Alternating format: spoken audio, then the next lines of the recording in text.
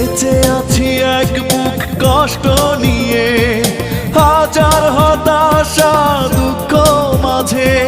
ঘৃণার পাহাড় ছাড়া দাওনি কিছু, যন্ত্রণা সুর হয়ে কণ্ঠে বাজে। বেঁচে আছি এক বুক কষ্ট নিয়ে, হাজার হতাশা দুঃখ মাঝে।